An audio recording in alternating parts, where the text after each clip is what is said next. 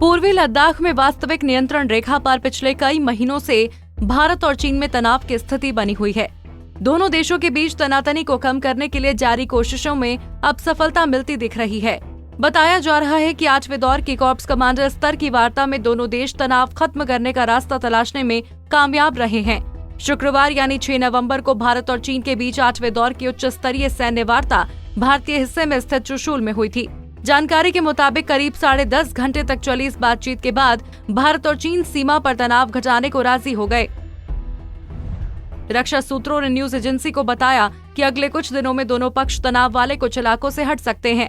ऐसा चरणबद्ध तरीके से करने के लिए नियमों को अंतिम रूप दिया जा रहा है। हालांकि भारतीय पक्ष इस मामले में सावधानी पूर्वक आगे बढ़ रहा है, क्योंकि भारत चाहता है कि चर्चाओं और समझौतों को जमीन पर लागू किया जाए। सूत्रों के मुताबिक दोनों पक्षों में जो बातचीत हुई है उसमें टैंक और बख्तरबंद वाहनों को मौजूदा पोजीशन से पीछे हटाना शामिल है। इस मामले में अगले कुछ दिनों में प्रगति होने की संभावना है।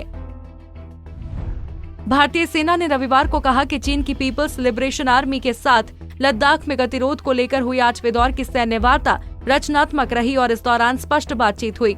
भारत और चीन की सेनाओं ने एक संयुक्त बयान में कहा, वार्ता के दौरान दोनों देशों के नेताओं के बीच बनी महत्वपूर्ण सहमति को गंभीरता से लागू करने पर सहमति बनी है। ये भी सुनिश्चित किया जाएगा कि सीमा पर तैनात सैनिक संयम बरतें और गलतफहमी से बचें।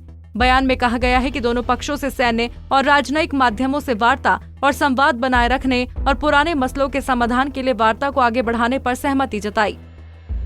आपको बता दें, चीन वार्ता के दौरान तनाव कम करने की बात तो करता है, लेकिन जमीनी स्तर पर उसका असर देखने को नहीं मिलता है।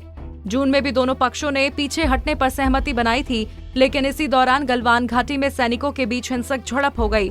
झड़प में 20 भारतीय सैनिक शहीद हो गए थे, जबकि चीन को भी भारी नुकसान पहुंचा था। पूर्वी लद्दाख में भारत के लगभग 50,000 सैनिक पर्वतीय ऊंचाइयों पर तैनात हैं। वहां कड़ाके की ठंड में भारतीय जवान किसी भी स्थिति से निपटने के लिए तैयार हैं। अधिकारियों के अनुसार चीनी सेना ने भी इसी संख्या में सैनिक तैनात कर रखे हैं। सीडीएस जनरल बिपिन रावत ने शुक्रवार को कहा था कि भारत एलएसी में कोई बदलाव स्वीकार नहीं करेगा। उनके मुताबिक सीमा पर झड़पों और बिना उकसावे के सैन्य कार्रवाई के बड़े संघर्ष में तब्दील होने की आशंका से इनकार नहीं किया जा सकता।